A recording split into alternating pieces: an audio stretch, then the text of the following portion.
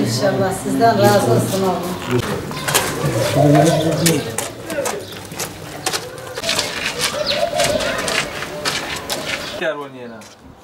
Bari.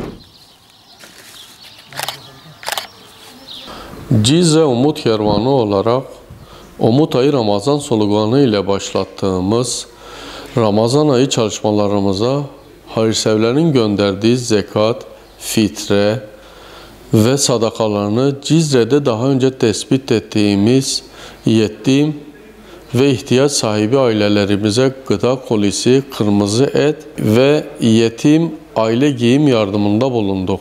Bu Ramazan ayında yolları gözleyen ailelerimize umut olma vesilesi olan hayırseverlerimizden Allah razı olsun.